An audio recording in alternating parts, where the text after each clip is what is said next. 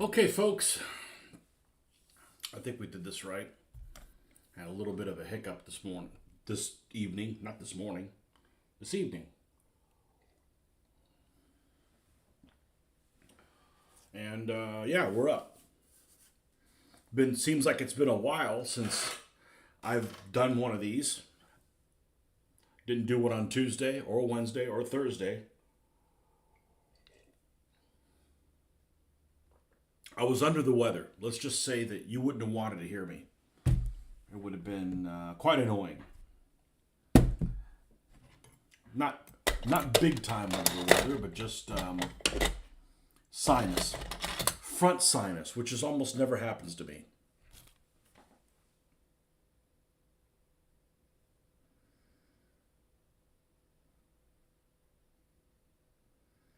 Oh, hold on a second.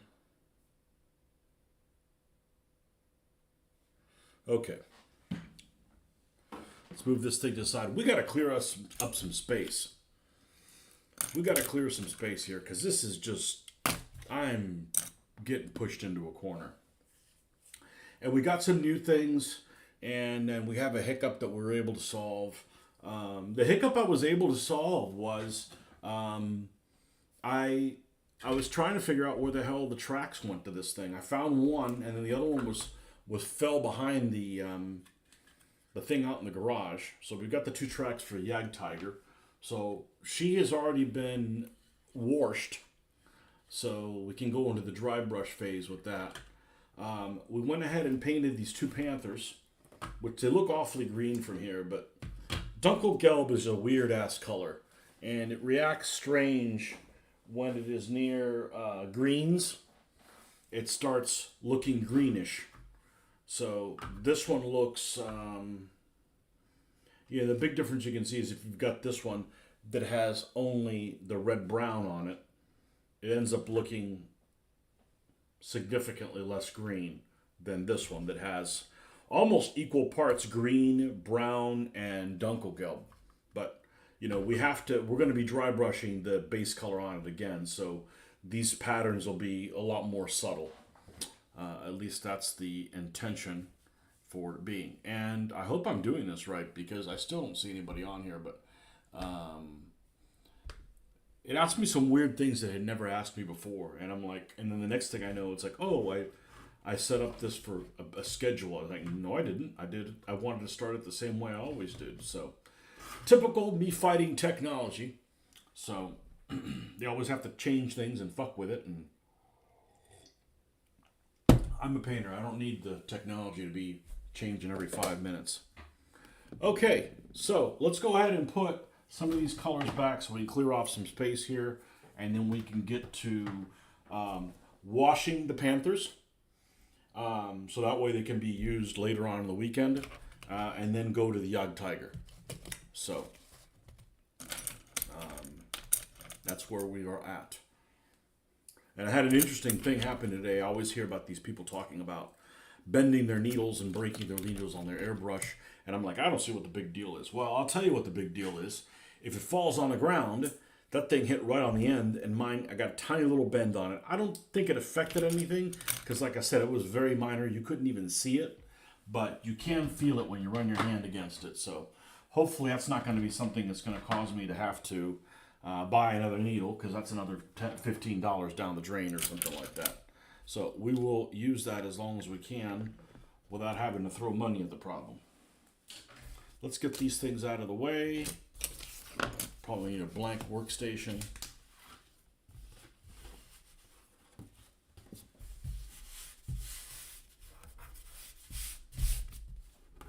And we made lots of extra track, lots of extra panther track. I'm going to set this off the side. We're not going to quite get rid of this yet, but I want it fresh. More zen-like. Okay? We've got lots of extra track that we made for our Panthers because we're going to add some extra track here on the Panthers, and we're going to put some on the side of the turrets. Not because I'm a huge fan of that, but a lot of the tanks at Normandy, a lot of the Panther tanks at Normandy had that on the side of the turret. And So these two are going to be similar to this guy right here, except this is a more rough model. This is a Britannia model. And what I mean by similar in that, all three of them have Zimmerit on them, square pattern Zimmerit. All of them are going to have large hand-painted numerals, red numerals with white outlines. But we're going to do a couple different things. These are actually Plastic Soldier Company ones. I'm a huge fan. I can't wait to buy more. Yeah, I got a few Panthers right now. That's 1, 2, 3, 4. This is number 5. Sixth one is the green one. 7, 8. Yeah, I got a lot of Panthers. But, you know, they're actually a pretty common vehicle for the Germans. The only vehicle that was more common than the Panther, I mean, every version of Mark IV is, I think, slightly more common. I mean, just by a smidge. But that's if you add every single Mark IV in it. Is Stugs. Stugs, they made a shit ton of Stugs. They made like 10,000 of them or something like that. So, but still, Panther's like the most, you know, one of the most common tanks, and that's because they started manufacturing when they geared up their production. And they geared up their production even they were getting the shit bombed out of them by the U.S. Air Force and the British, you know. So this is 2 Panthers. We're going to go ahead and wash these. We're going to give them the old strong tone wash so that can percolate and sit overnight, and we can mess with that in the morning, okay? And then we will go to the Jagd Tiger and finish her up, hopefully. That's my loose plans. Now, this is the container that I dripped this stuff into. So we're going to put about that much. And we're going to use a big brush. I was talking about the other day, I didn't want to use the brush that was for this.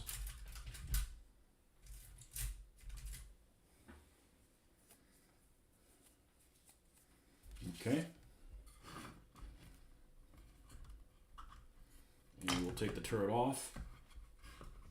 And this stuff is sticky, so we don't want to get this stuff everywhere. We should be able to be good like that. Let's put the super readers on. Yeah, this is really green looking. It won't be. Yeah, at first I'd be like, man, this isn't going to turn out how I like it. I've done enough of these Dunkelgelb vehicles. They'll turn out just fine. I'm going to be happy with it. But that's one of those things that, you know, experience, you know, if it looks like things are going sideways, but if you've got experience doing this, you know that don't fret. Just because it looks like you're not going to be happy with it right now doesn't mean that's the case. Okay, I'm actually going to punt, and here's the reason I'm going to punt. I just noticed that this wash I put on the tracks washed away some of the. I'm gonna test it again. That washed away some of the color that I airbrush. Because I airbrush very, very lightly, and I think that's the case. Let's try it on here. If I can get away with it.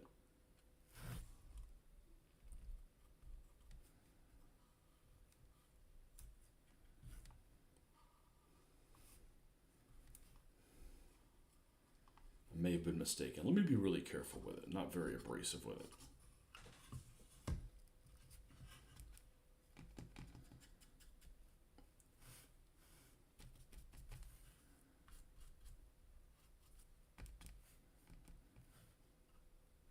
Oh man. Gooby gone.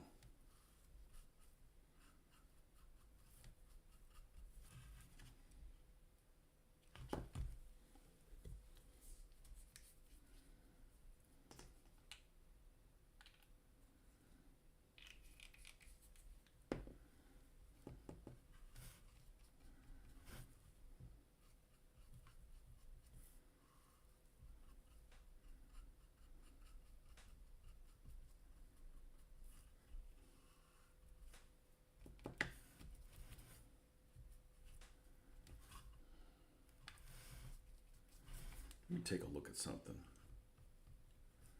Yeah, we're getting some color smear. I'm going to stop. We're going to let this set overnight.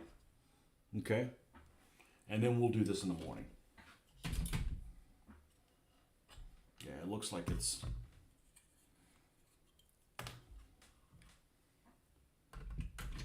being affected a little bit. Okay. Shit happens. Sometimes you just have to know when to punt. Okay, Mr. Yag Tiger. So,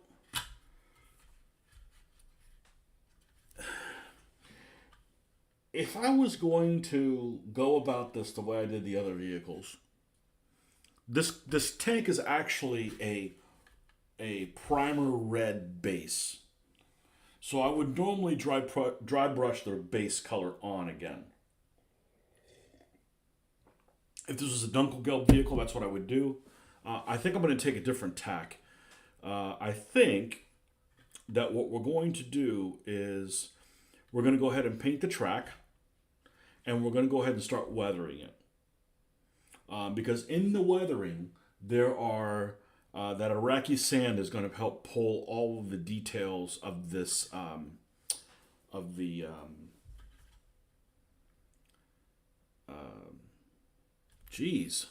what's that stuff called? Zimmerit out.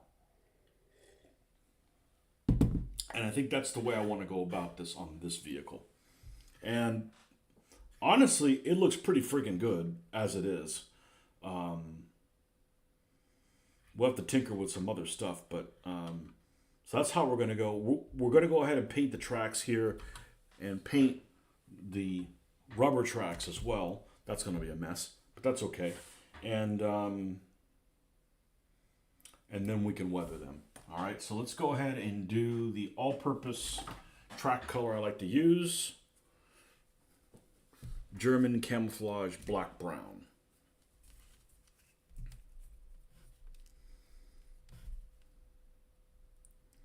That's why it's good to have a plan, but change it also. It's not like, well, I got to get this done tonight for doing it in the morning. I'm like, nope.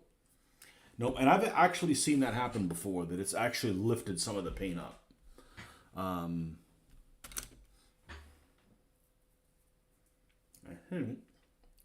Yeah, this should be good enough. Don't have to worry about paint road wheels on this thing. There are none. All steel. And to be honest with you, I don't remember if somebody said, hey, what's the running gear of a Yag Tiger look like? I would have said, oh, it's the same as a King Tiger. No, it's not. It's a bunch of tiny little wheels. I never realized that. They're not the full-size ones. I had no idea, but it's not like it's a vehicle that I've had any history of building any of. This is the first one I've ever had. I'm not a fan of these uber late war things. I just happen to have this vehicle because, well, Noble Knight had it, and I had a credit with Noble Knight. So,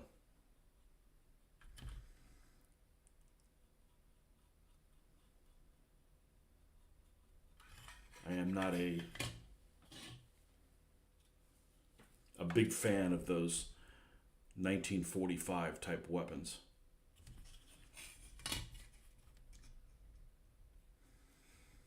And actually, this vehicle's a lot narrower than I would have thought it was. It's a trumpeter kit, in case you were wondering.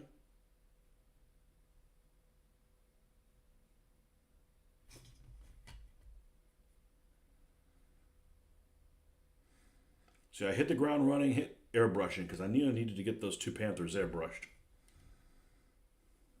Got tons of track. And it came out pretty well. So we're not going to use the originals. We're going to use these green ones made out of green stuff.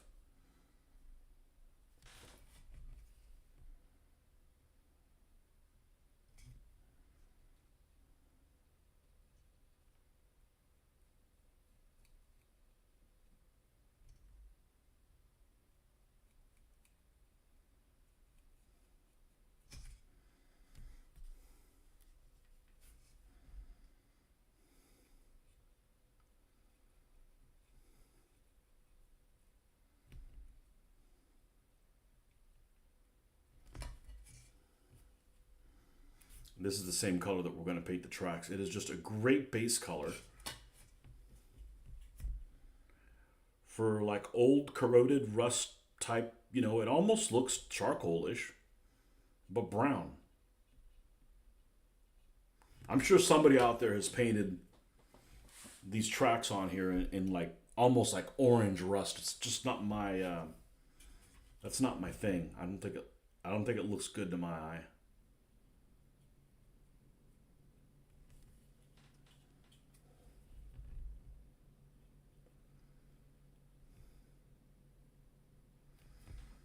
Okay. And now we do the ones on the other side.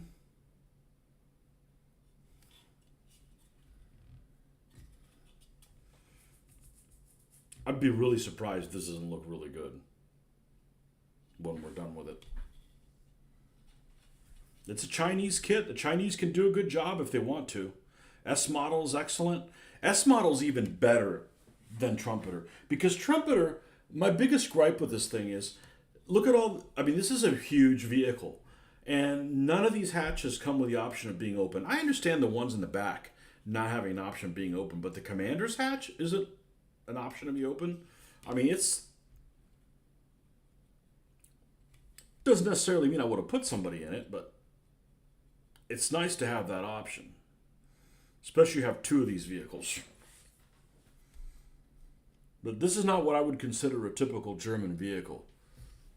You know, by the time they were using these, you might have like the Commander that has some experience. Everybody else is like pretty green. You know, they come across anybody like any U.S. Armored Division guys, and the U.S. Armored Division guys are more experienced than these guys. This vehicle basically had almost nil from mobility. Looks cool.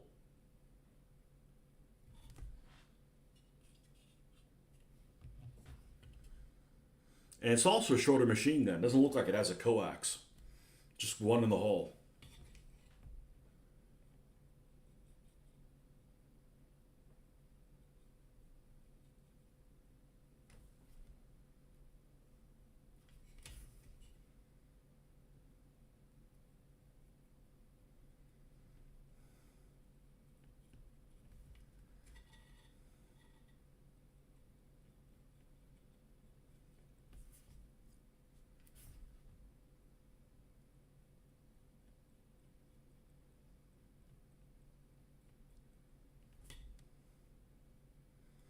So I think I've pretty much nailed the Dunkelgelb as far as how it looks.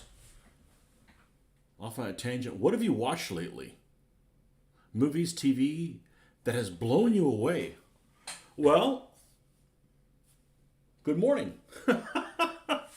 What has blown me away?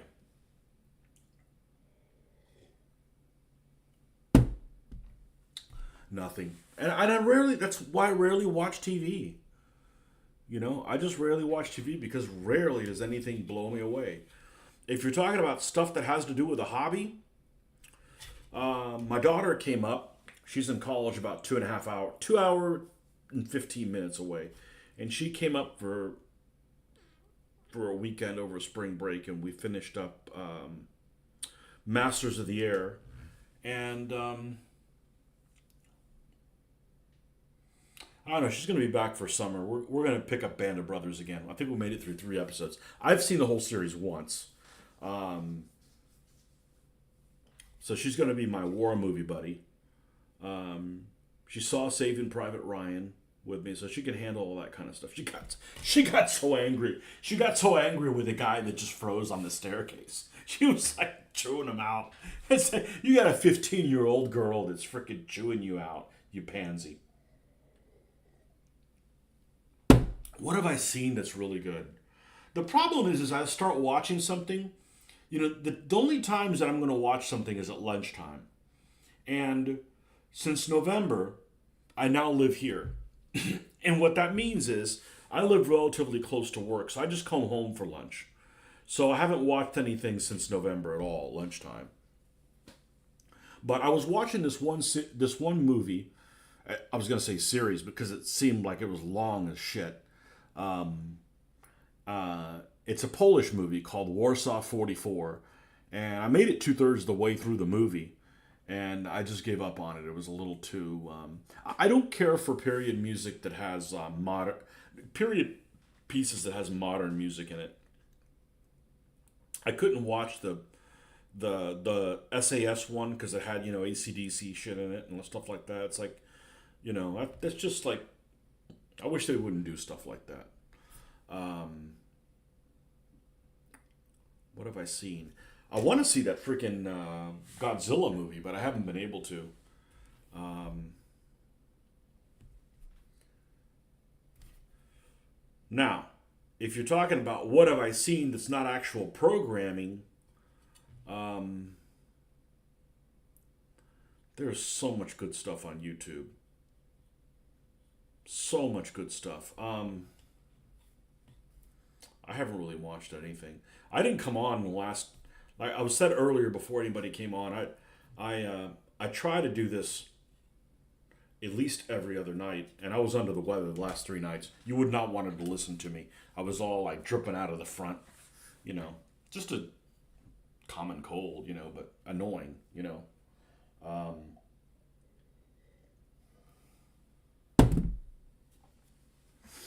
we didn't love Masters of the Air. It was okay. It was the problem with a lot of those movies is that they introduce all these characters, okay, and you're good with it. You understand the relationship, and then they go and fly in a bomber, and they have masks. You're like, which is that guy again? And some people kind of look the same with a mask, and you kind of get lost, like who's which guy. And then you're like, which is the guy that got shot down? And you don't see him again. You're like, oh, that's what happened. So it's unfortunate that things are like that, but it's just that's frequently what it is. I started watching another. Yeah, I don't finish things. That's the problem. A Russian one. What was it called? The Last Defense or something like that. And it's like this hokey love story. I just hey, I saw the preview. There was some Czech 38s going down a road, and I'm like, okay, I want to see more of that. The Russian films are crap when it comes to propagandizing. But man, if they don't try to do a good job doing the right vehicles, they do. Nobody does a better job than them. And it may be because they care, or maybe because they've got them sitting around. You know. But they do a good job with that. They really do. But that's kind of my half-ass answer for your question. I really haven't watched anything. I am not one that my last painting room had a TV. Had a TV up on one wall. I attempted to watch something while I was painting. This is before I had my online show. And I couldn't get anything done. I can't watch or I can listen to stuff, but then it gets really. I like to listen to things that are really complicated. I'm not. I'm like learning about scenarios and shit like that. So I gotta like stop. What did he say? All right, write it down. Okay, the Panthers were where? That kind of stuff. To read later. It's just I have trouble watching stuff. Or while I'm painting, I'll get distracted and I'll be like, and then oh shit, this is dry on the brush. I envy people that are able to do stuff like that. And it doesn't matter if I've seen it a million times, or seen it frequently. Like I couldn't put on one of my favorite movies, Raiders of the Lost Ark. I couldn't put Raiders of the Lost Ark up while I was painting. I'd be like, even though I knew what was going to happen, I'd be like, oh, there's a picture showing. I got to see what's going on. That's just me. That's just how I am.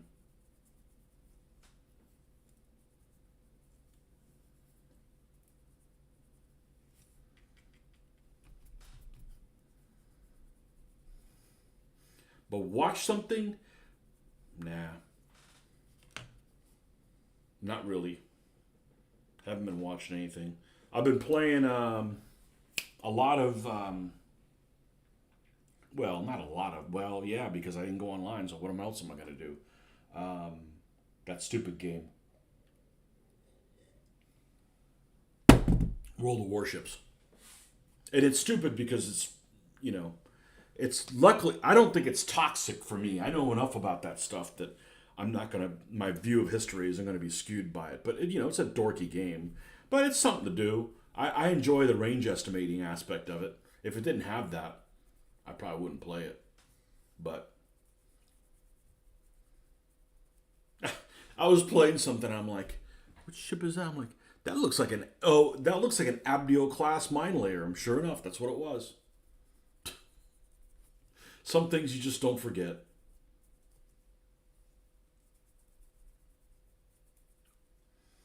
But I don't like those historical games because people that aren't like in the know, like us historical war gamers, I'm afraid they're going to learn history by the crap that gets fed in there by some game that just wants you to, you know, pay to play, pay to win, which I don't spend a dime on that stuff.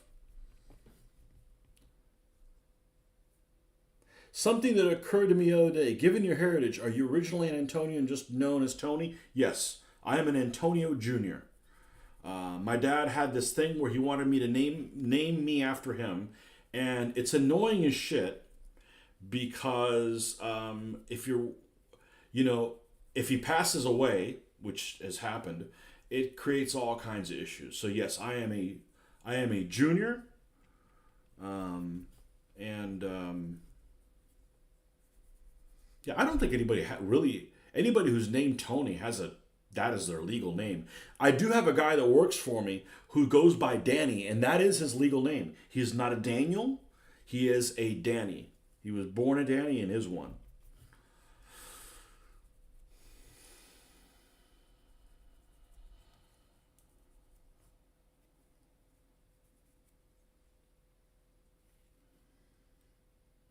Yeah, a junior is only happy if you're going to take your dad's credit cards.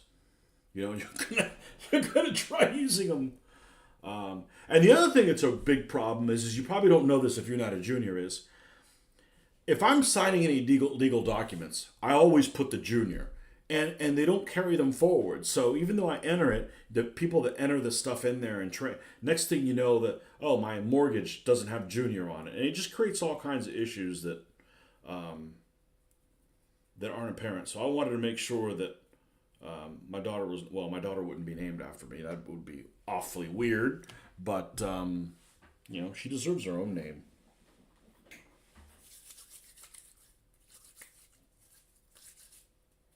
Given my heritage, yes, it's weird. I think in English though, but my first language was Spanish. I would never think of talking to my parents in English. That is weird as crap. But my wife is in the same boat that I am, and her and I don't speak Spanish to each other. We could. Sometimes we'll be in a public setting and we'll mutter something in the hidden language, but Spanish doesn't get you very far here because there's lots of people that speak it. So it's not like you can secret handshake or anything like that.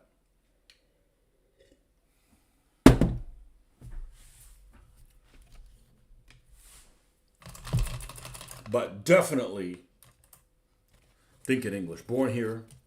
Thank God I was born in this country. I was born in Australia, would have been fine. Or Canada, or any Western democracy type place.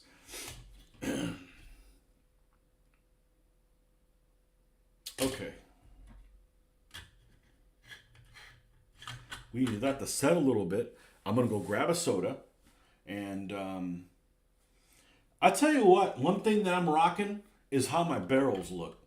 How they've been fired. You know what I do? I don't do a damn thing. That is just the black primer, and I don't spray to the end. And it looks freaking great.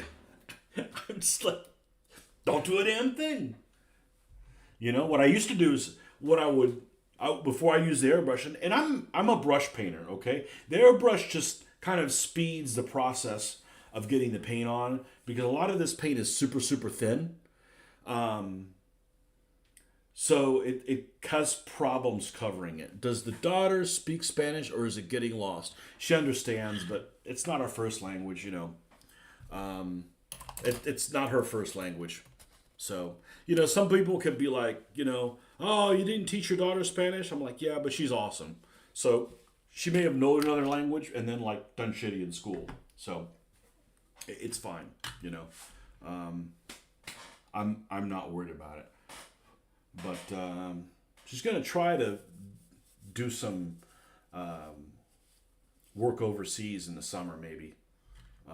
And she'd like to go to Spain, which is ironic because she'd go to Spain before we went. But I'm pretty convinced. I don't know when the hell I'm going to go. I don't know when the hell I'm going to go to Europe, honestly. It's just too difficult. When I'm retired, that's when I'm going to go to Europe. So in about 15 years. All right, let me go get a soda and I'll be right back. Oh, and I'm home alone. There's no wife here this weekend. She left, so I don't even have to pause the microphone.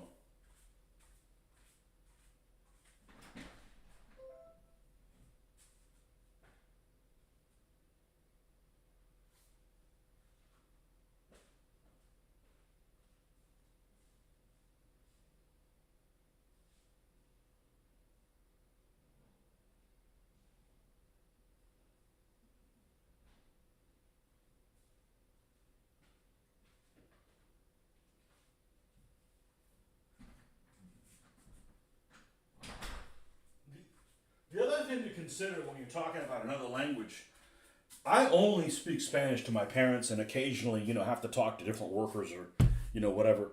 I've never went to school in it. So I basically had no education in Spanish. And it's not a pronunciation issue. I can do all the pronunciation correctly. I just have very limited vocabulary. So I basically am like somebody from West Virginia, with teeth, obviously, but that doesn't speak that never went to school in the language. I you know, I'm uneducated when it comes to other language, so basic conversation is the only thing I could do. So it's a pain in the ass to talk about work related things with my parents because it's a lot of technical language that I don't know the words for a lot of the stuff. I can read them like, oh, that's the word for that. I can figure things out of context, but I just have very limited vocabulary usage because I've never went to school in it. You know. All right, is this Nazi bastard tied? Tied down?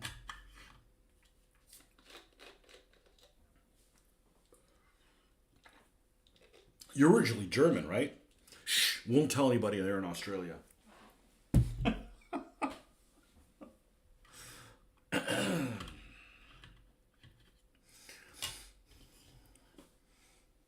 Well, in my world, all my Germans are Nazis and all my Russians are communists. And I just, I do that for multiple reasons.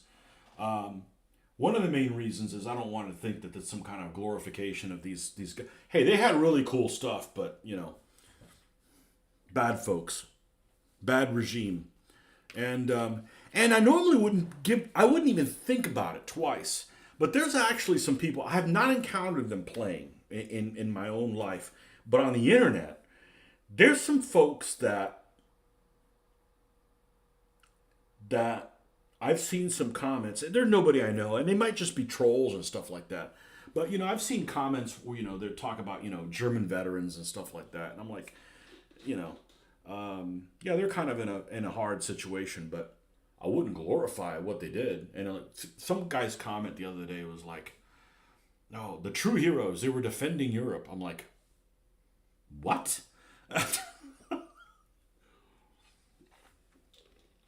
What? No. Not in the Second World War. Sorry, not in the Second World War. And that's one of those things, as I grew up in my teens learning about World War II, the Germans had really cool uniforms. Everybody likes their tanks and stuff. And you're like, all right, these guys lost the war. All right, they're just kind of paying back, for not winning the World War One, which they kind of got cheated out of. All right, I can see that. And then you find out about all the people, their own people that they carted off and stuff. I'm like, yeah, no, no, no, no, no, no, no. I'll play anybody. I don't care. But yeah, I don't. That's just not going to go in that direction. About sixth generation back, they left Danzig, Prussia. I'm mainly Scots Irish.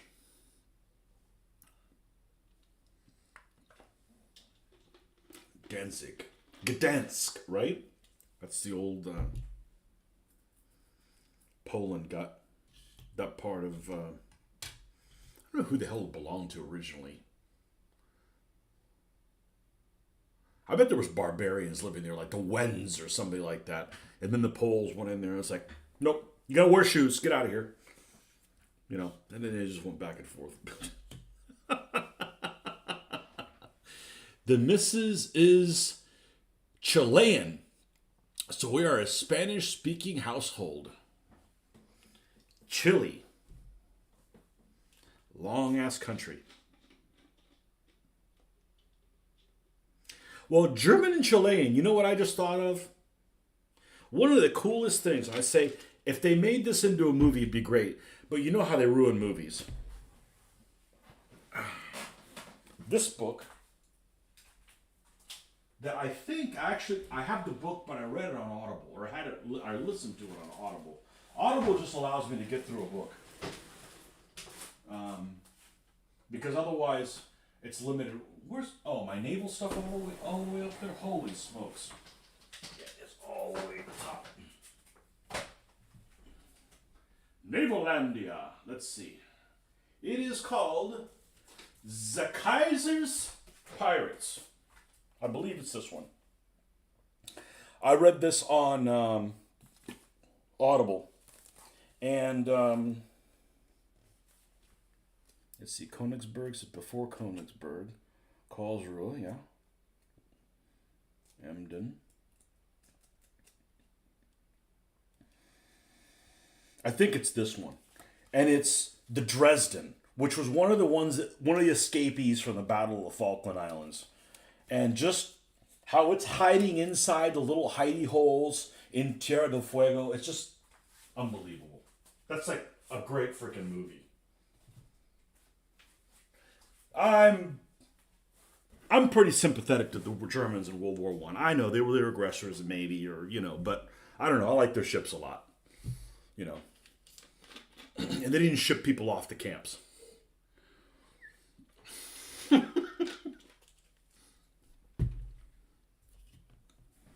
All right. We need a brush that's a little smaller.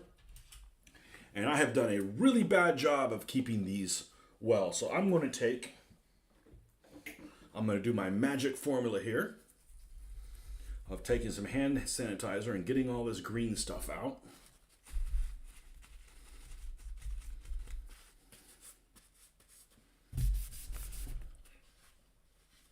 Chilean, a little Texas flag country. That's a cool flag. That would be kind of cool to do Chilean and Argentinian and Brazilian arms race ships. But man, I can't be in everything. The problem with that is there's just not enough information about how to make them look differently, painted and stuff like that. But they had several races. They had races in the 1800s, 1890s, and then early 20th century.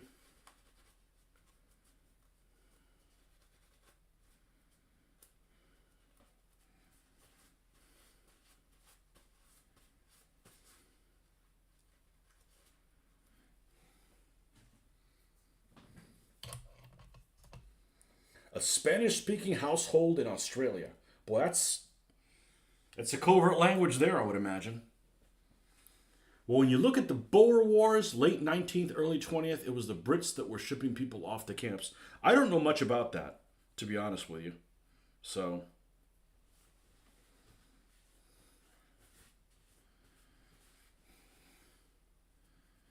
they had to be better camps than the German camps, though. That's just bad shit, if you don't like a group of people, why exterminate them? Send them to the Russian front. I mean, I wouldn't have done anything with that,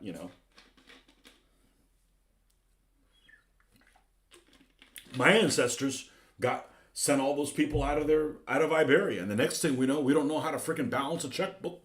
We learn about inflation and our country's bankrupt. There you go. Don't ship away everybody that's good with money. It's probably a bad idea. My ancestors, what did they invent? Inflation. I don't know anything about the British shipping people up. That doesn't mean it doesn't happen. It's just I'm interested in military history stuff, not necessarily social or political stuff.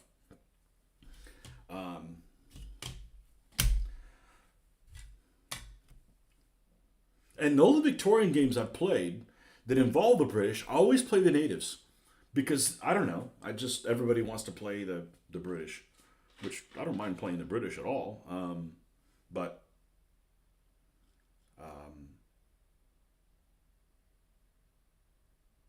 it's kind of hard to, deal with the guy. It's more enjoyable to play guys with spears and stuff like that. Okay. So, if we're in fact going to do dry brushing, step one is going to be, I got to be real careful here. I need to think about this. So I don't have to undo. I am going to go ahead and do the mid shade. But I'm going to go really light over the Zimmerit. They had concentration camps that they sent Boer women, children, and aged, similar to U.S. internment camps for the Japs, but abysmal conditions. Well, I just had to read more about that, but it's just kind of, I don't know.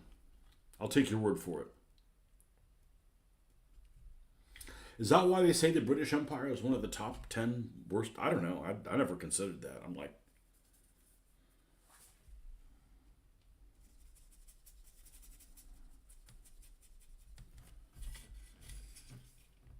I know the Belgians were pretty bad in the Congo and stuff.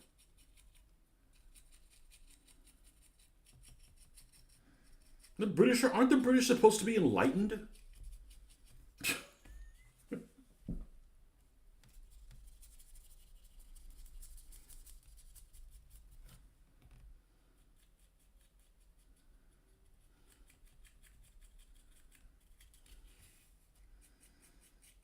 And they filled the whole continent full of convicts. You know where you live. Many Boers still not forgive the British. Yeah.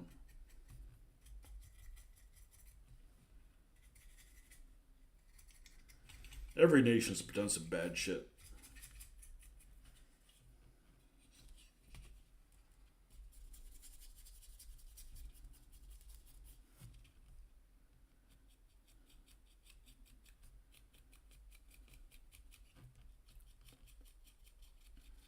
Yeah, let's have this come up just subtly so.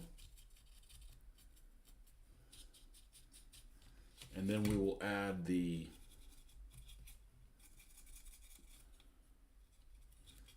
only thing about this, the Chinese plastic seems to be pretty darn brittle.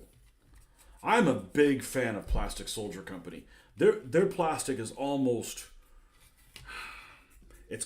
rubbery in a way.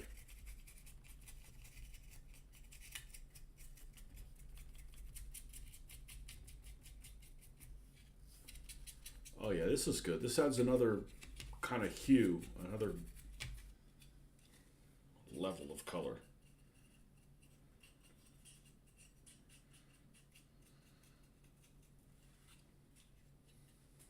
I don't know why they say that. If you look at modern countries, it seems to me you were fortunate if you were colonized by Britain. I agree. It's better than, it's better than the colonization my ancestors did. The problem my ancestors did is they ran everything however the hell they wanted to, like the mob, because they were so far away from corruption.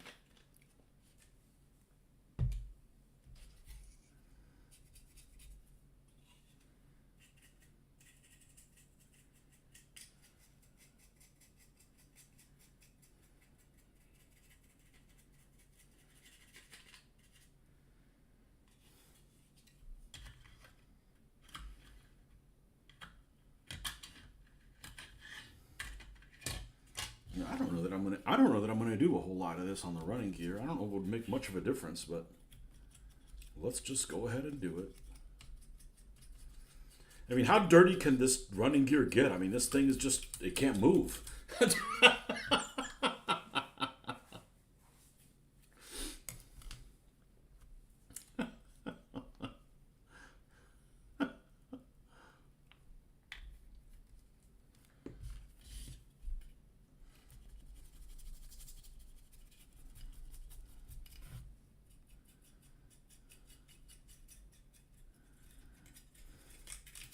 It just, and just sits there and, dies.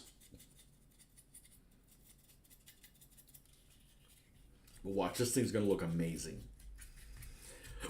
Because this is a cool paint scheme. I saw this and I'm like, oh, I got to do primer red. I got to do primer red.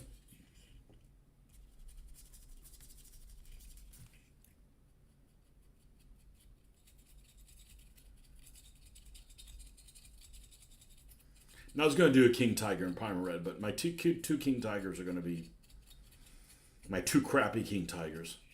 Because they're horrible models. Those horrible Pegasus models.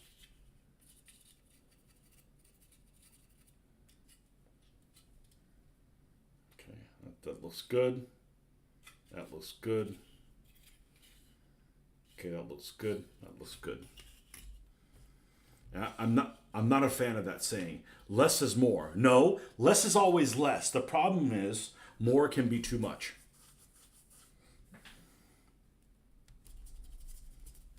Get your saying right. I'm going to go over this. And what I don't like about this track is extremely well detailed. The backside looks great. The problem is it doesn't have sag. You know what? I'm not losing any sleep over it.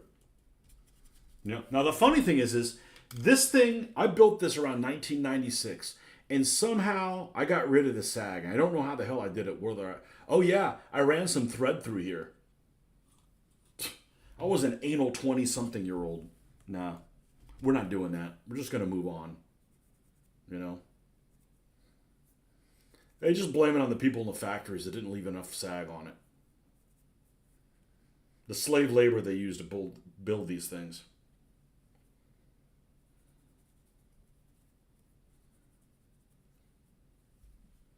Oh, we're going to need more of that U.S. field drab for sure.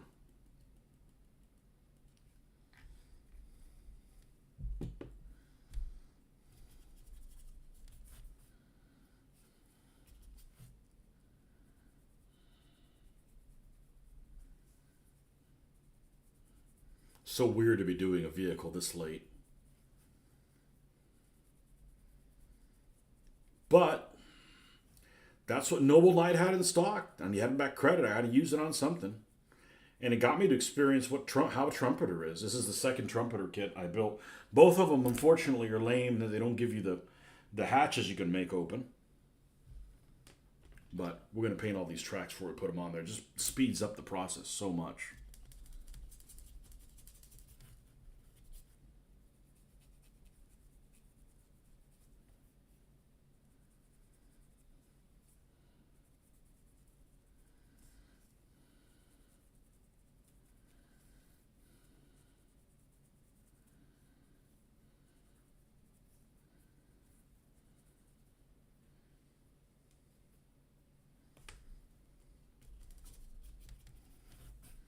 And these would have not held together if I would have just done the old worm screwdriver and mushed it down, because the pegs didn't go hardly through it at all. And you're good for one time, so I just pushed them through there and put staples. The staple pulls out, I can put another staple through there. And there's no reason why it should. No reason why that should pull out. I'm gonna put it tucked underneath somewhere.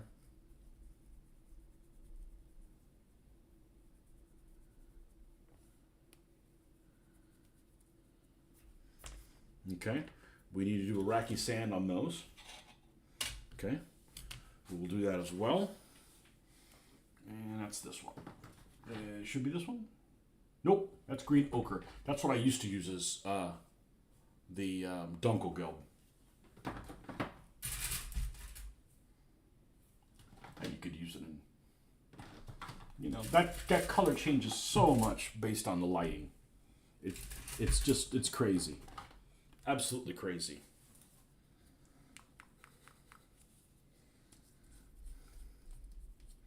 Well, thanks for coming on, man. I thought for a second nobody was going to be here. Of course, it's Saturday morning for you.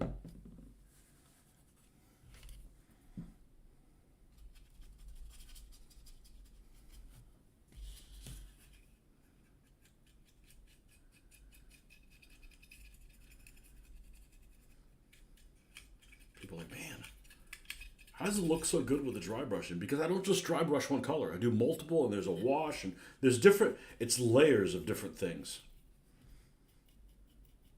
And there's people that take even longer to do this than I do. So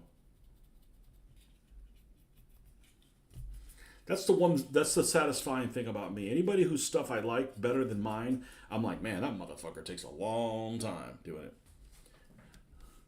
Doodliness. The dude. The dude abides. Welcome, dude.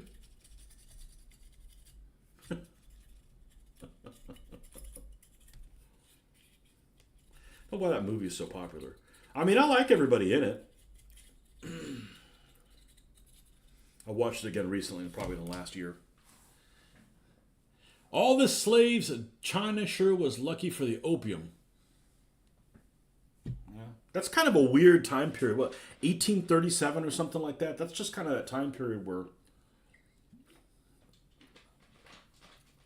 all the slaves they shipped around.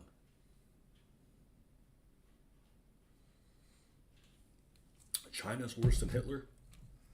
Well, you know, the biggest problem with Hitler is he was the reason why he's viewed, well, obviously he's horrible, but you know, because he discriminated.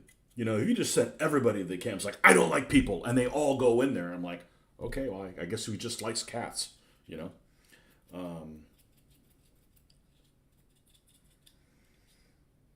But I do that when I talked about, I don't like any totalitarian motherfuckers. I hate them all. Dictators. But that's why I like the Eastern Front, because, like, which bad guy do you want to be? You know?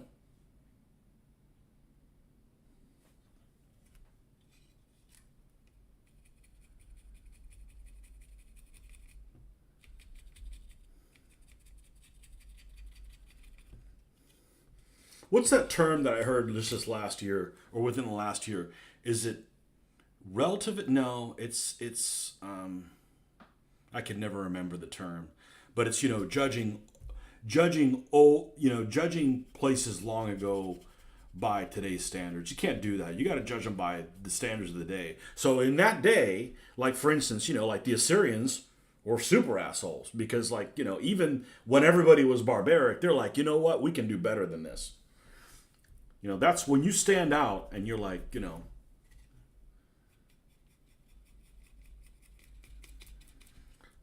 that's when you get the extra attention of being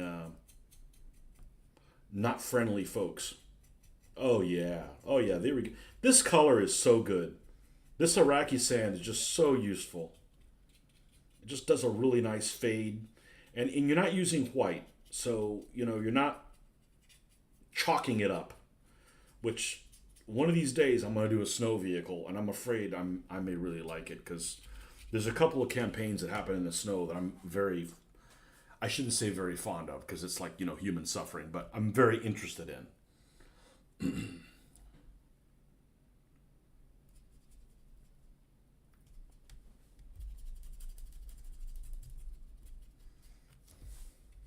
I was talking about the crooked spider the other day. I was telling my wife about it. I said, you know, I have no problem with putting swastikas on my planes, but I'm not going to show it in the video because it's nobody watching this show that would have a problem with it. It's just that there's automatic sensors, and it's just not worth the hassle of having to explain things and, you know, having content taken down just because, you know, these Autobots, just because these Autobots come and they automatically censor things. It's not like there's some Joe Schmo Google man that comes in there and says, well, no, I see the context he's doing it. It's like, nah, it's just going to get auto-censored. So anytime I recommend a book that happens to have the crooked spider on it or whatever, I cover it up. But I've got air recognition flags that are removable from my vehicles, when it's appropriate. But I won't do any slogans on Soviet vehicles that promote Stalin. I'm not going to do. I'm actually okay with them, motherland and all this kind of stuff. But yeah, I'm not doing pro-Stalin stuff. I'm not doing pro-Hitler stuff either. Both those guys should have been put in the same cage. Cage fight.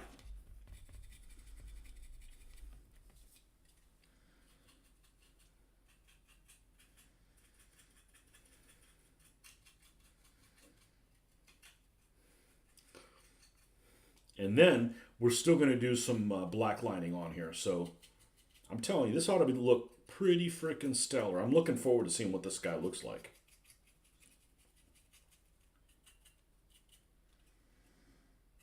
Okay, we got a shovel there. We got one of them cranky things. I think some of these, I'm not going to assume that these are all gun cleaning things. They actually might be those rangefinder stuff. And sometimes those were painted almost like candy canes in red and white. So I'm going to look at that because that's an opportunity to have something that has some cool color to this vehicle. So it doesn't look drab. Oh, that's an interesting place for a fire extinguisher. All the way back here. I mean, that's where it should be if it's going to catch fire. If this thing's going to catch fire, it's going to be back here. It's not going to be the front of it. You're doing some DBA hobby and my back got too sore. I laid down for rest and you happened to be on the tube. It was a nice coincidence. There you go. I'm glad you were injured so you could... Timing is everything. Timing is everything. Okay, we're going to do the tracks in this color and then we can go ahead and install the tracks and hopefully I won't pop these almost said in Spanish, grapas. I almost pop these grapas off.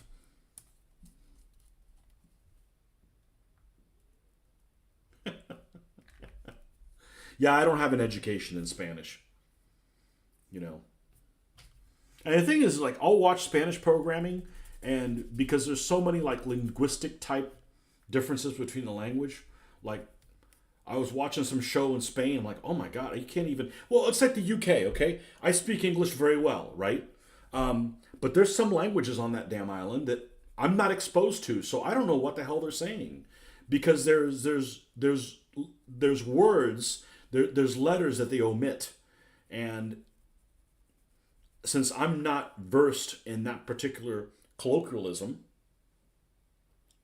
didn't know I was going to use that word today, that particular, not colloquialism, but form of speaking, I don't know what the hell they're saying.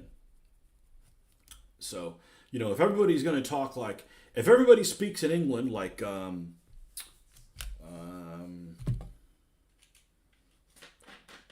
who's that guy?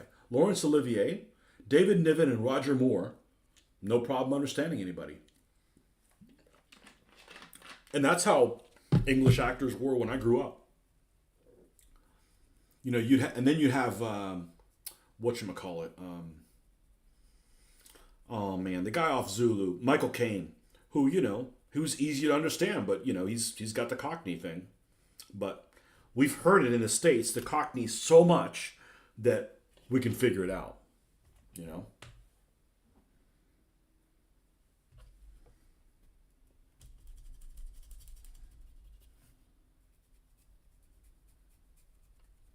You were doing the DBA hobby.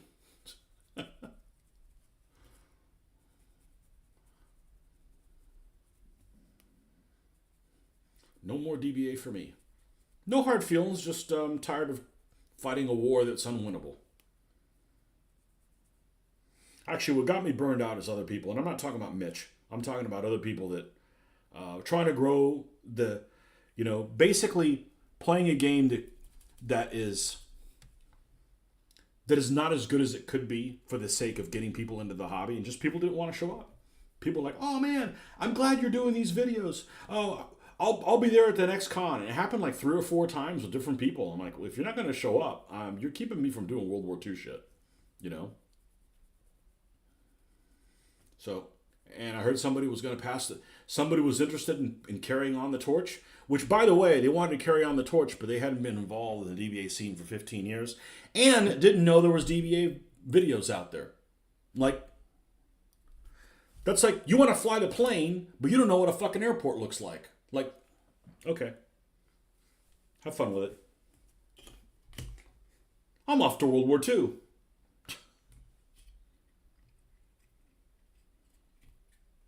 And no regrets. And I'm not taking the DBA content off my channel. We did it, it's really frustrating to do it, still getting stuff wrong, even though in our best interest, we try to get it right. And there's people out there that that try to play things wrong just to try to get an advantage. I'm not one of those people. I want to do it correctly, but by God, it's so freaking complicated. So I'm probably never going to play an abstract game again. I honestly don't know how long I lasted. I've got nothing against Phil Barker. I think he's a genius. It's just a mode of thinking that is just not natural to me. So I need something less abstract. All right, why aren't you going into the teeth, you Nazi bastard? Let's be really gentle with this because I don't want the grappa to come off. I did have this on before.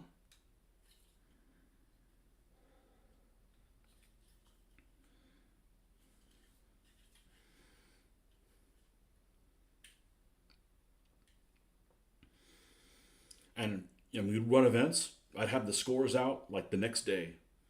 They've been doing it for 2 years. They still haven't put the scores out for like all the events they've run. So like it takes a lot of work. It's a lot of work. And,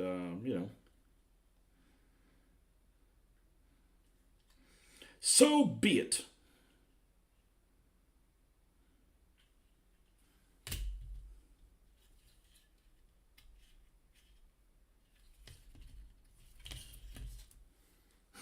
You play with Australian Greg down there?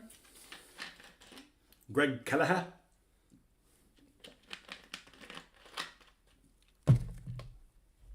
I'll go to the shows. Still go out to lunch and stuff with the guys. Just they're doing their game and I just go there to hang out. And it's how it should be. Instead of like, 1 week before the show, I got to do this, I got to do this, I got to do all this stuff for the work, and I got to... work ain't getting any slower. Work's not getting any easier. So...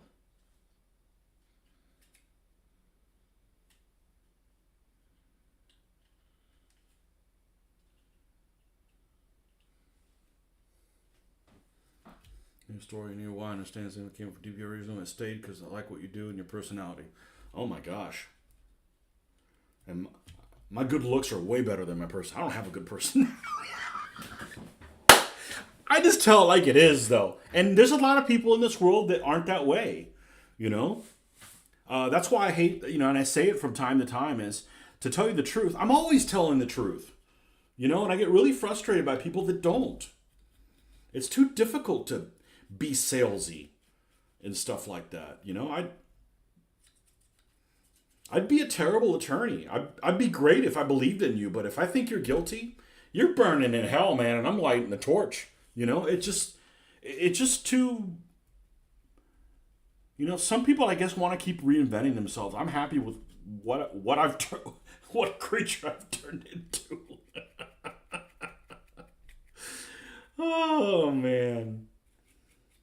No, it's good stuff, and I don't care that other people play other games. Or other scales. I'm not trying to convert anybody. I don't want to be converted, but that's cool, I still keep in touch with Greg. And I still check Fanaticus from time to time. I think now I'm down to only checking it about once a week. But I was on there like multiple times every day, It's like the mecca of DBA-dom. But the reality is, look how much shit I've gotten done in a year and a half. I'd only have 3 more fucking armies. That's it. That's all I would have. Instead, I've got like the whole freaking Eastern Front here, And it's cool because I'm like, I don't feel like working on that. I'm like, cool. So we'll work on something else, you know? Oh, this, okay, so there's no thing on it. Whatever, doesn't bother me that much. I'm not gonna worry about it. And that's why I didn't want to glue this. Because if I glue this, it becomes really difficult to try to get in here and do that. We will glue it before we're done. But, yeah, snazzy. All right. It looks like shit in your picture. Okay, so let's fix that. And I don't do this to toot my own horn. I do this so you can see how exciting this freaking hobby is. And hopefully you guys can get some kind of that excitement as well. You know? Just do better than the last time you did. And just, you know. I'd be an alcoholic if it wasn't for this hobby. As it is, I don't drink. Really. Okay, let's take a picture of this thing and show you this big. That's a big pussy. This big cat. Oh, man. And we still got details and stuff to add to it. A couple scratches and shit like that. Do you think a war game can be viable with no dice? That is a great question. It can be. There's a. Let me use the restroom and I'll be right back. Okay? It's the quick one. Don't worry. And yes, I'll still wash my hands. I'll be right back. That's an excellent question. I would love to answer.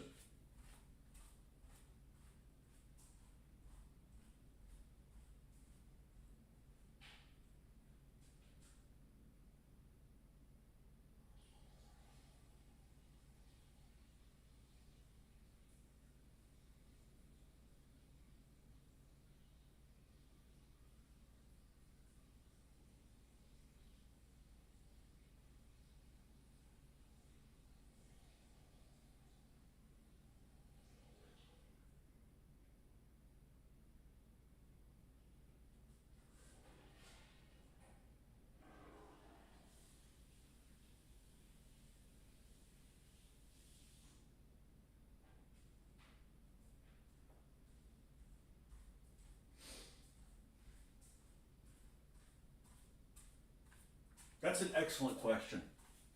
So there's a group of gamers. There's a group of gamers here in town that aren't they're not war gamers, which is okay. Except I'm a pacifist every day. So what do I want to do when I game? I want to take over the world, commit hate crimes, that kind of stuff. Because I'm already a pacifist every day. What's the point in that? I don't want to trade meeples and shit like that. But anyhow, I don't necessarily have a problem with many of those types of games. However, the local game group, there's a couple guys that are really averse to using dice, and I've always liked dice games.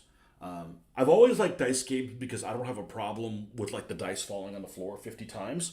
I don't let the dice luck get to me.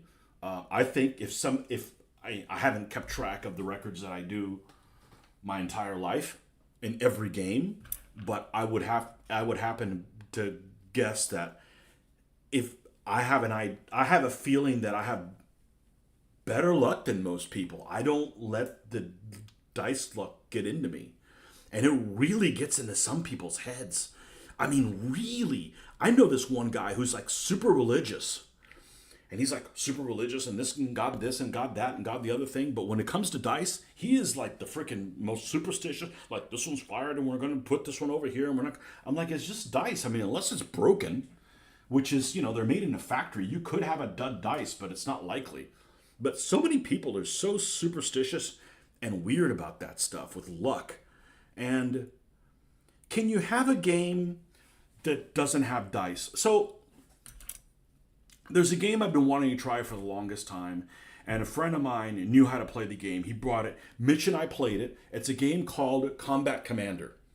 So it's like Squad Leader, but there's different factors that different people like in war games. I have always liked a lot of uncontrollables, okay? Because there's nothing you can do about it. And it's not like I get all the uncontrollable stuff and my opponent does not. No, he's got stuff he doesn't know how to deal with. So Combat Commander is really heavy on that, and it uses no dice. What it does is it uses a card activation system, which I actually like. However, when you go and do a result, like the card might be like, you can advance or Stuka Strike or use the number in the bottom corner of the card. And it'll say, like +5 or -3 or something like that. And you use that. And that's how it does it. So I have two problems with that. My biggest problem is that I don't think I am a terrible card shuffler. Terrible. I've watched videos. I'm just not interested in being a card shuffler. So I hate shuffling cards. And I don't think you get as good a randomization with card shuffling as you do with a dice roll. Unless you have a big bag, you take all the cards, you dump them in the bag, you shake the shit out of the bag, and you pull a card out. Okay, then yes, okay, maybe. But even with that, the system that system, I did not like it because it wasn't the randomization in it. It was that you pull this card and you're going to use the number here at the bottom, but then you see, oh man, that would have been great. Oh, I didn't get the Stuka Strike, mother. It's another. You get to see something and the rug gets pulled out from under you. So that intrinsically bothers me. That is, I don't like things that happen to me constantly at work to percolate into my personal life. And that getting the rug pulled out from you is a constant thorn in my side at work. Likewise, any games that involve high level of planning, and then shit goes sideways, and then my time that was spent planning is pissed away, are games I don't care for. I don't mind so it just depends on what your personality is. I think I was going to mention this a couple of nights ago on Monday night, and I got sidetracked and I didn't. One of the people in our game group in particular, I'm not going to tell you who he is, but his name is Joel. One of the things he really dislikes is something that I really like a lot, and I like decision by committee. And I know it sounds communist, so I normally would be against it. But if you have I don't watch sports. I don't play sports. So I don't have that sense of comradeship and egging each other on with anything else other than when you're playing a cooperative game. And I like the idea when you have a problem and you don't have to argue about it, but just be like, what do you think we should do about it? Not spend the freaking hour doing it, but I like that. I like that a lot. That's a social aspect of gaming. And he hates, analysis by committee. I just do whatever I want. I'm like, okay, well, I do whatever I want all the time. I just like the social aspect of the banter back. What do you think about this? It helps. It helps me process. And as I've gotten older, I don't know whether it's on the road to senileness, anyways, or just work has just gotten really, really complicated. That I talk. You notice when I do DBA videos is I'll talk about all my options up front. Like, okay, we can do this, or maybe he can do that. And I actually enjoy doing that a lot. Regardless of whether or not it gives my opponent an unfair advantage, I'm not there to win the game, okay? Yes, it's important, but it's not the most important thing. And I really like the self-coaching and talking out what the options are, because I think it benefits other people more than you would actually think. Because nothing like, well, why did he do that? Well, if I mentioned why I did it, then it helps you understand the game. So different people have different ways of interacting with different stuff. Can you have a viable game without dice? I would not want to play. What's worse, a game where you have to roll dice, or a game where it has a random number generator and you're wondering if the random number generator is fair? There's a guy many years ago in the mid 90s. I was really into a game called Advanced Squad Leader, which, if you've heard horror stories about how complicated it is, it might be complicated, but the rule book is written very logically. So it's easy to understand. But it's multifaceted stuff. So in the mid 90s, they came out with a ASL, I forget what it was called, but basically a computer program that would walk you through every turn so you didn't forget to roll for weather. Or if you rolled a 2 for weather, it meant this, and it also meant this other thing. And it would prompt you, kind of like TurboTax if you live in the US. It would prompt you, I guess they use TurboTax in other countries too, but anyways, it would prompt you along the way so you don't forget a step, and then eventually you learn how to play the game. It's pretty elegant. And I found a guy that really wanted to play ASL a lot, like a lot. And however, he was completely inflexible when it came to rolling dice. Because there's a function where you could roll your own dice and then input it. And he wanted the computer to roll it. Well, I'm just like, I'm not paying attention. I like, saying some kind of exclamation and thinking that I can put some kind of magic spin on the dice. I don't believe in that, but it gives you some ownership in it instead of just like, anyhow, I played a couple games with him and I'm like, I don't really like this. So it's kind of hard to find somebody that is, it's hard to find gamers that you're 100% compatible with, because they either want to play different kind of games or smell bad or both or play on the wrong night of the week.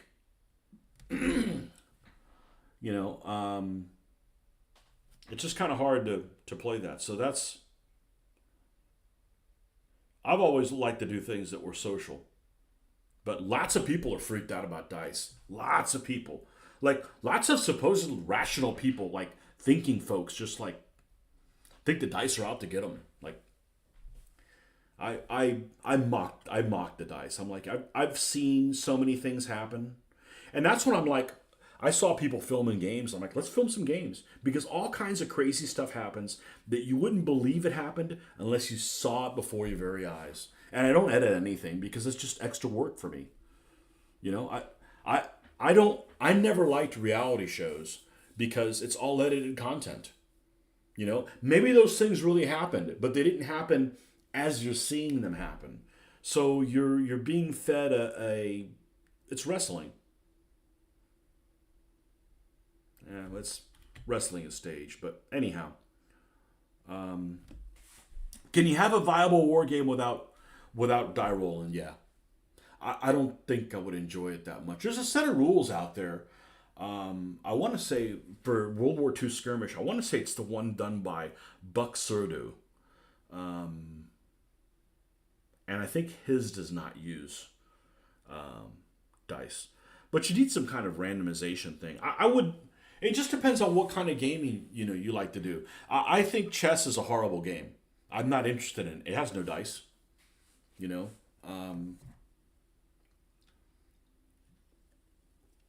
dawned on me a couple of years ago when I described people. I don't like to talk to people about the hobby because they just don't get it. They never can understand what historical wargaming is about. And then it dawned on me a couple of years ago. They always say, it's like, well, why do you do historical gaming? I'm like, well, why not? I'm like, well, you already know what's going to happen. I'm like, we're not doing play-by-play the actual battle. That would be stupid. No, there's rules and there's dice. And, there's dice involved. And immediately, so there's gambling? I'm like, no, there's not. I've never gambled with dice. Well, I've not outside of not for money anyways.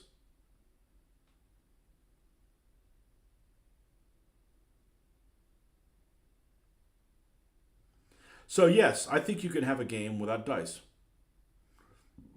But you got to have some randomizing things. And some people don't like those uncontrollables. Some people don't like all of a sudden,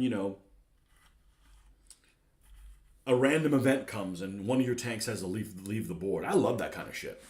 Okay, and sometimes it's bad for you, but I like that kind of stuff because it's details that I don't have to control. It just happens, you know. Is gambling where I prefer cards? No, I just don't have the gambling mentality. I don't.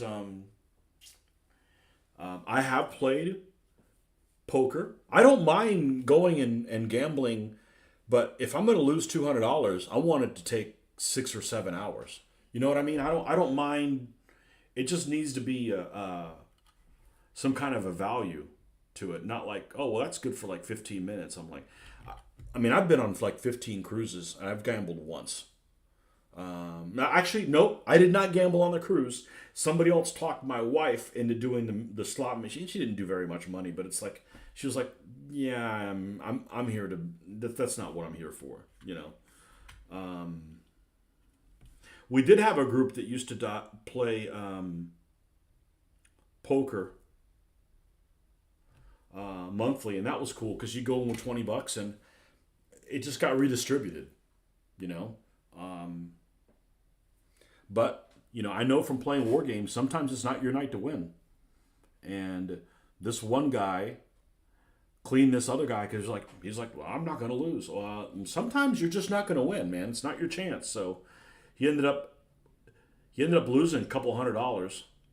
They were the only two people stuck playing because usually you'd go in with $20 and you play till you're done. You could go back in again, but everybody brings their own alcohol. It's just a social thing.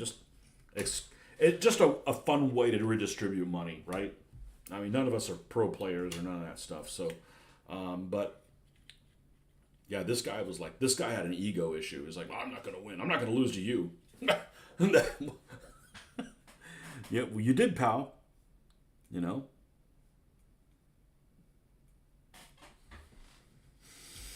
Yeah, I don't have a gambling addiction. My addiction's food. I like to eat in the same portions that I did when I was in my 20s, and my metabolism is no longer work here.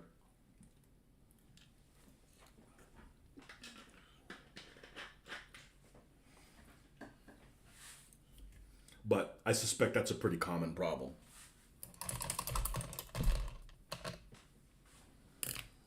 Um, we need a in-between size brush because I don't want to spend a week painting this thing. This one should be fine. We're going to paint the ubiquitous Jack. It's like a cut down. Get out of here, you ubiquitous Jack. These German vehicles always had this Jack everywhere.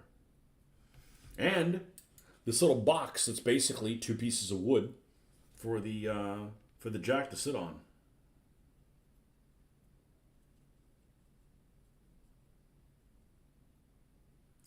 And there's a chance that a lot of these things were put on the vehicle and then they were oversprayed with the color. I prefer to have them painted in their natural color because it adds just a little it adds a little bit more flavor to it. Does DBA play chess like? It's so difficult to describe. It's really, the game really is brilliant. Um,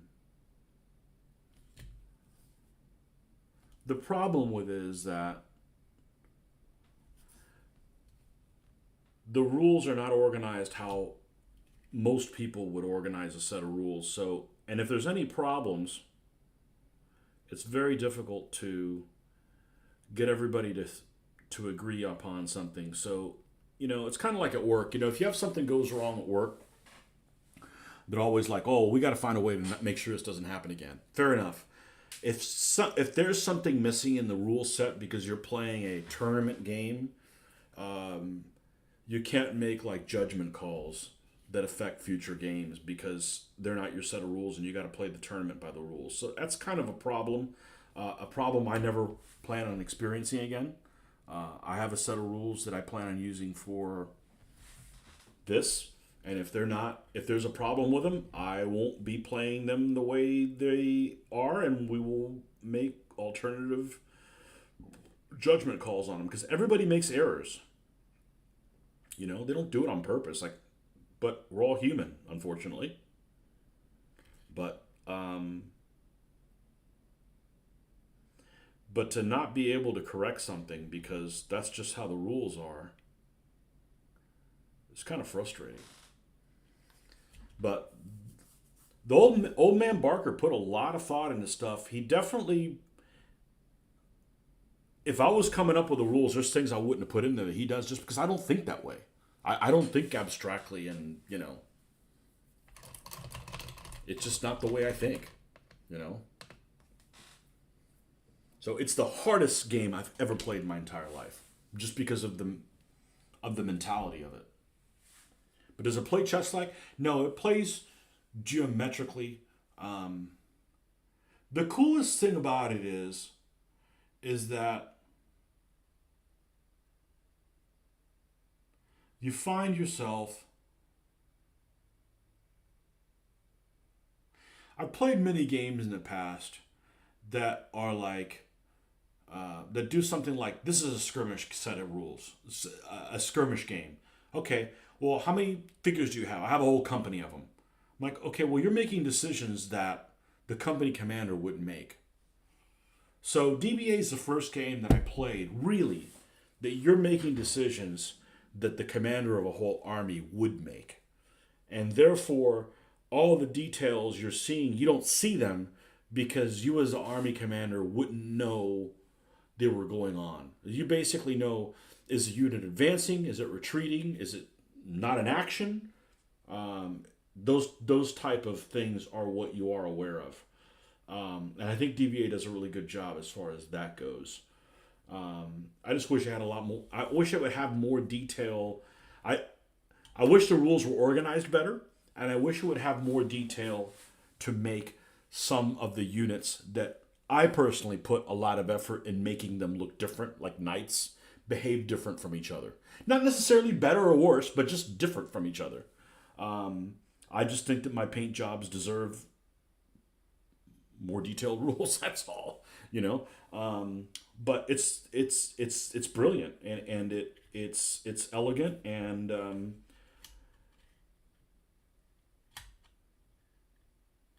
it's the only set of rules where I basically finished. I don't know. I played over 2,500 games, and I think I finished every game except two. Every game came to a conclusion. I'm like, oh, I've got one more turn. Nope, we did it. We played it to its complete conclusion, and there was definitely a victor. So,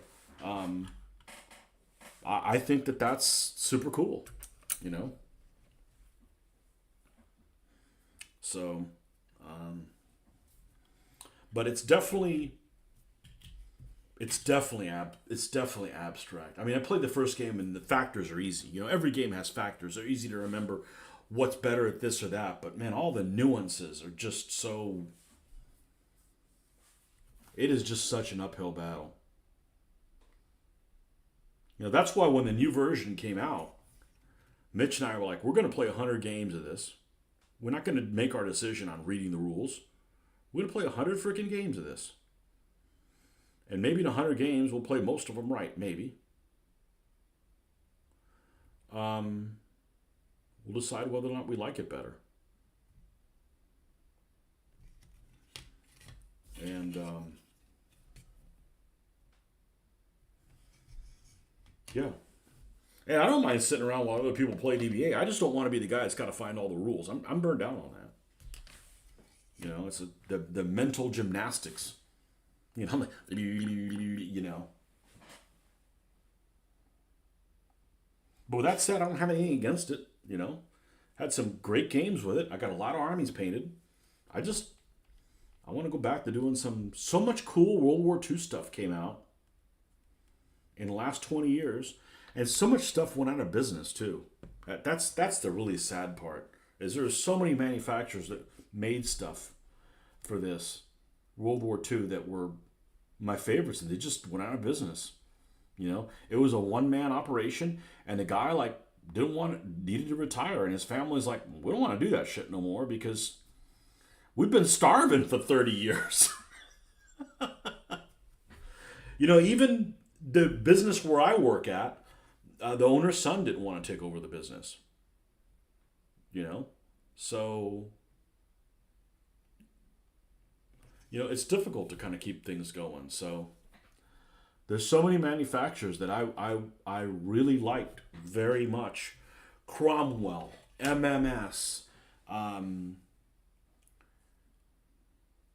Okay, it was just two. There's just many. Battlefield. All these that just don't exist anymore, and they're some people have taken over their molds, but a lot of the stuff just doesn't exist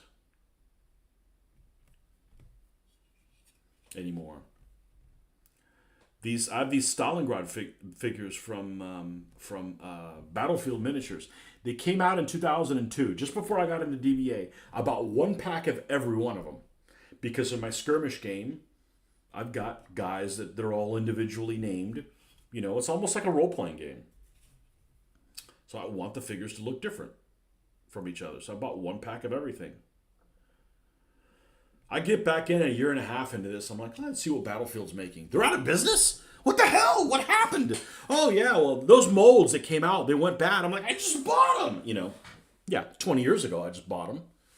Yeah, it's amazing how such a simple game is the game where I most feel like I'm actually commanding an army and I'm in charge of an entire battle, making decisions a general in a battle would have to make. Yeah, my biggest gripe, the thing I would fix, other than the board being the rule set being organized differently. I didn't say the rules any different. I said organized differently, so that it's easier to teach people.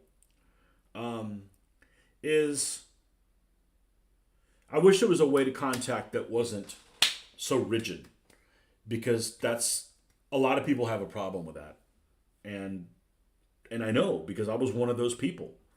I don't want to play a set of rules where you're teaching somebody how to play the game and they bring up something that you've thought your entire time and you have to reply with, well, I agree, but that's just how the rules are. I'm not playing those kind of games anymore. I'm not making excuses for other people. Because, yeah, so...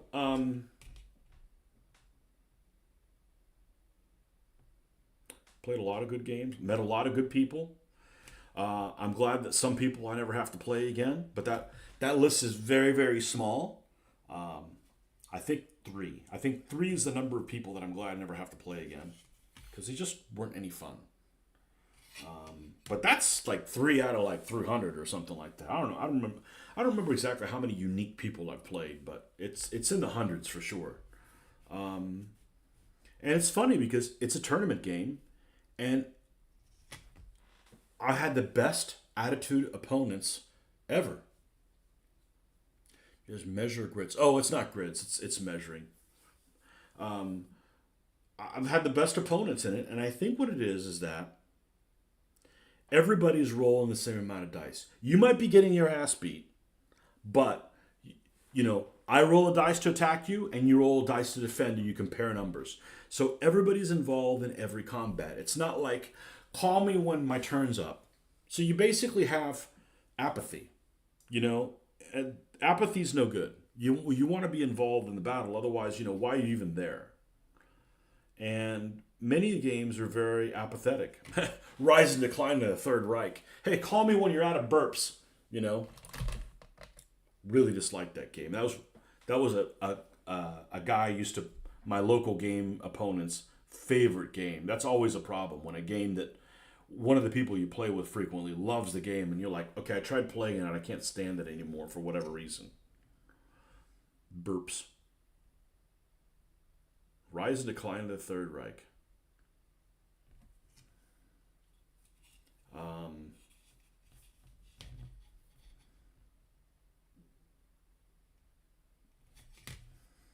But it does DBA does a lot of things right, but the thing it does the worst is nobody would pick up that set of rules and play it.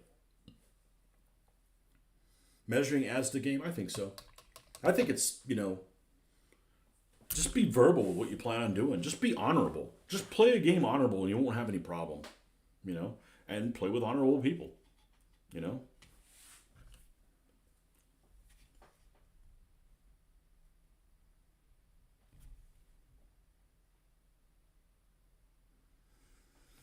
But there's a lot of problems with DBA that keeps it from being able to grow. It's not going to appeal to people to pick it up off the shelf because it's unsurmountably difficult to process. People pick it up, man, these army lists are complicated. Oh, that's the easy part. That's the easy part, pal. That's the part you actually will memorize just looking through it. They're not army lists. They're like, checklists. And I want that army, and I want that one, and I want that one. It's not going to appeal to people that want a lot of figures on a stand. It's not, appeals to me. I'd rather paint 5 different armies than one army that's 5 times bigger. It's not going to appeal to people who want a massed battle. It's not going to appeal to people that want to roll a lot of dice. But you just have to go with what you like, because eventually, our the DBA convention where I started playing it, we can't get more than 12, 14 people at the most. And now they've started firing up with the French rules, Art de la Guerre.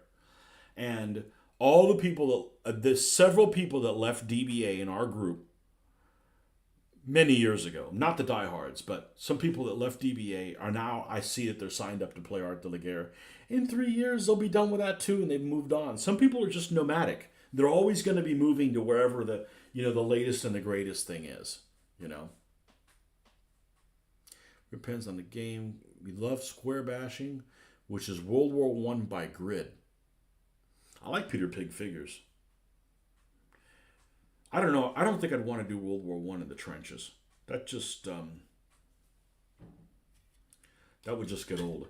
So I've got these measuring devices. I don't know what the hell they are yet. I'm probably going to punt on them. Yeah, we got them here and here. I'll have to do some research and find out if those are actually painted in the candy cane. I hope so, because that would add a nice little color. A nice little color to that. It's 10 o'clock. I got a little bit left in me. I don't want to wash these Panthers and then have a problem with them in the morning. Well, that's probably what I should do, so I hit the ground running. Let's see if the wash is still doing that. If not, we'll do a little bit of black lining on it. We'll do a little bit of black line. Let's see if this wash can hold together. Not wash off the color underneath. Shake well.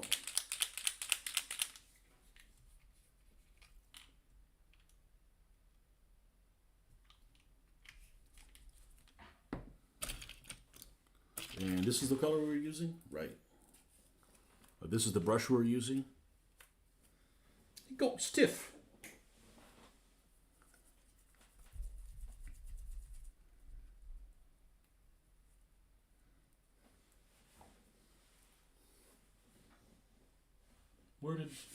Why is my paper towels not down here?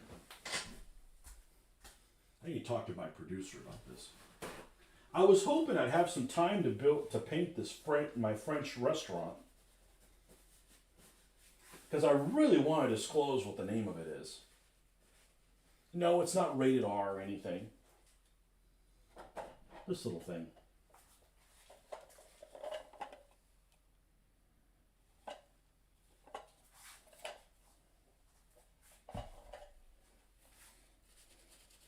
But I still have to seal all these vehicles. Yeah, I can do things in whatever order I want. I need to build a model over the weekend, because I've got a model that I want to bring on Tuesday. We have a model meeting on Tuesday. Let me rinse this in water. And I'd like to bring a particular model that's not finished. We'll see if that happens. If not, I'll bring a different one. It fits the category. You guys have done a good job tonight, keeping me engaged.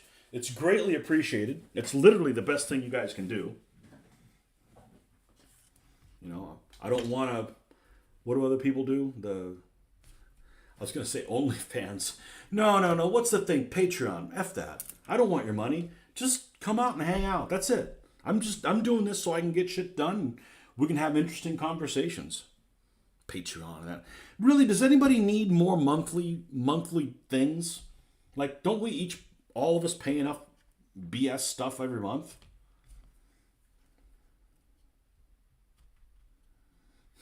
OnlyFans. Oh man, I'd know what that is if it was free. I ain't paying for that. I'd check it out if it was free. OnlyFans for Panzers.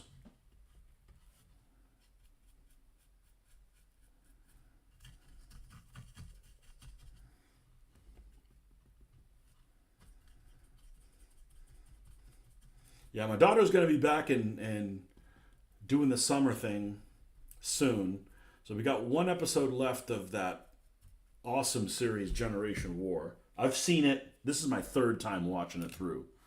It's really, really good. Although every time I watch it, I find errors I didn't see before. I guess that's natural, but first time was pretty much error free. And I'm like, they shouldn't be using that Panzerfaust right there. I know, sometimes you can just, and knowing too much, just spoil the fun for everybody.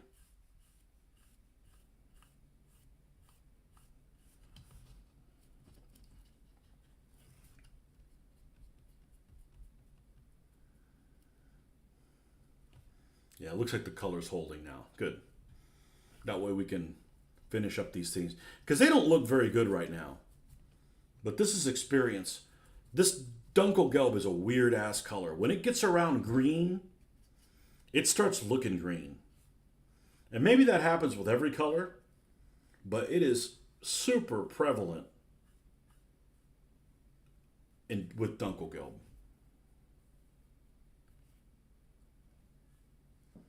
Armor Dark Yellow, as we used to call it, back when we used the Floqual Poly S. That's what we used to use in the 80s.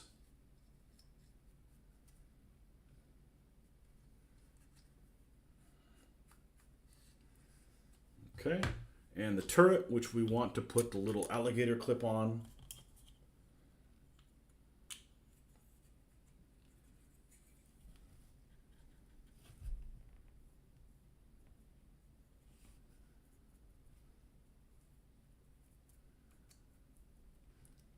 This also serves as a protector. It protects your paint. I don't know that that's that useful, but it does. And this is the Army Painter Strong Tone. I used to use Agrax Earthshade, and then they changed the formula and it became sticky, and that was the main reason I don't use it anymore. It also went up significantly in price, got significantly smaller, and the formula sucked. They changed the formula. Maybe people like the new formula, but... Okay.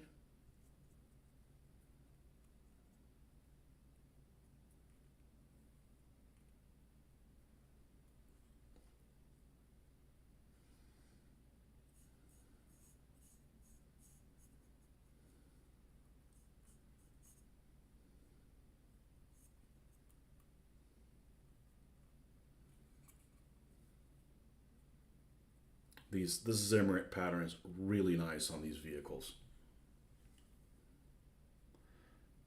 You know, Plastic Soldier Company makes things that stand out. They make them, they stand out, and they're out of scale. They're too big for what they should be. But the advantage that has is you can see things at a distance across the gaming table. So, you know, you've got some Czech 38 tanks, and they got big rivets. You can see them all the way across, you know. Do you think units could be based on hexagons? Do more options to connect attack? Yeah, probably. How much do paints degrade over time? I've had Mithril Silver. This bottle of Mithril Silver is probably about 1989. So it depends on the paint.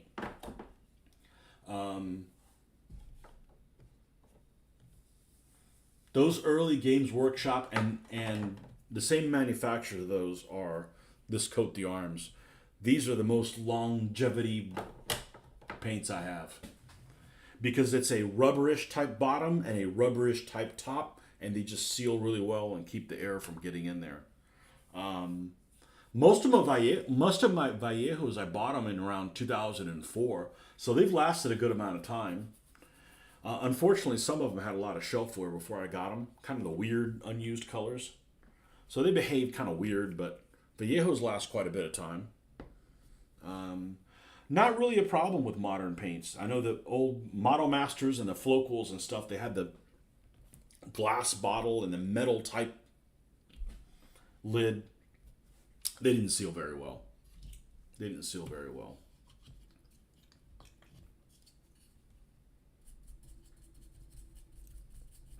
The other Panther. When I said it was going to be 8 Panthers, remember this is a skirmish game, which you'd be lucky to see 3 tanks at one time. I'd miss building them just because I have them and they're fun to do. We're not going to field all this shit at the same time.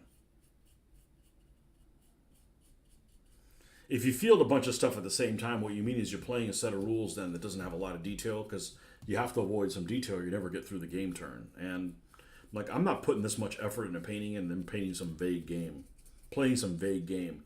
I don't, I'm putting way too much effort in painting. I'm just doing this because it's fun. It's like the people that do 1/35th scale models. They never plan on playing any games with them. Yet they still build them.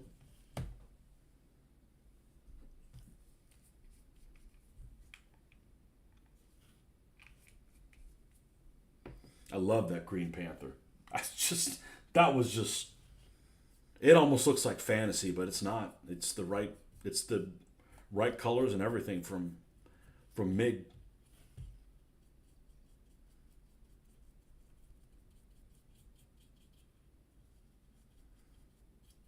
AK MIG ammo and whatever.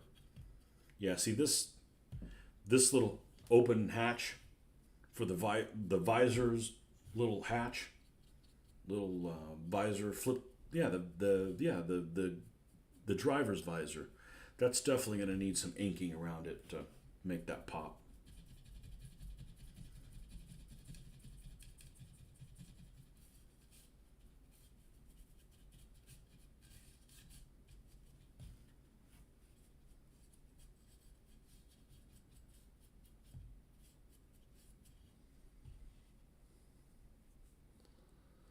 Do I treasure the old paints? Well, the thing is they're not the best solution. I've got that silver, which is awesome. I still use it. The other colors that are there, I don't really use that as an orange. Although that is a good orange. That orange actually covers pretty well. Honestly, forget I have them. The one I used for all of my paints was bolt gun metal. I used my bolt gun metal until it was gone, and my chainmail and my bolt gun metal. I had those for a long time, and yeah, I'm not anti Games Workshop. I'm anti they make good stuff and they change the formula. Like, dude, man, you guys were like top tier, and then you're like, let's cut corners. Why? Why?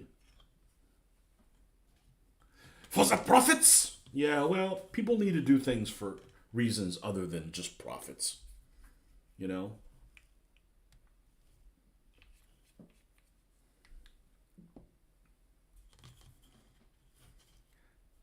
Don't be such a greedy bastard in everything you do.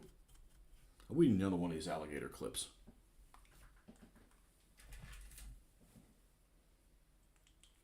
There we go. Ah!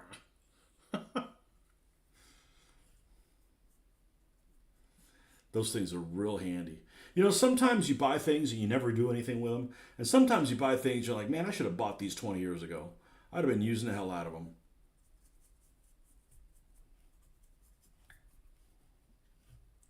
I was a kid building these models. I didn't have any of these tools. I mean, I might have had an X-Acto knife, and that was it. I have sanding things and this, that, and that. I'm like, that's bullshit. That's things you can avoid. That's cutting into my money, a little bit amount of money that I want to use towards buying a model or whatever. You don't do that when you're a kid. And then when you're an adult, you're like, well, let me buy this one thing. And then you end up like everything you buy keeps adding to the things that you're able to carry on and use in other models. So the sooner you buy them, the more you get to use them. But it's just one of those, man, that looks nice. Well, it's going to look really good when we come back, and we're going to dry brush the main Dunkelgelb color again. It's going to fade the camel a little bit. We can also come back and brighten it up if we need to. But it just adds that extra level of depth that that it kind of needs. And it is 1012. Alan Watts says a lot of people have money mixed up for wealth. Assets greater than menus. Yeah, there's I'm not anti-business in anything, but you know, you can't put a price on everything. You know, you need to stand for something, and not everything can be bought, or at least not everything should be able to be bought. One of the things when you do these models, it adds a lot. Put a little antenna on there. It adds another three-dimensionality to it. Yeah, so that's where we're going to stop. We'll be back in a few hours in the morning. About 7 or 8 hours. We'll be back. Thanks for stopping by, guys. I really appreciate it. Welcome, Doodliness. Thanks for coming by. And hopefully you'll come back for some more banter. Appreciate you guys.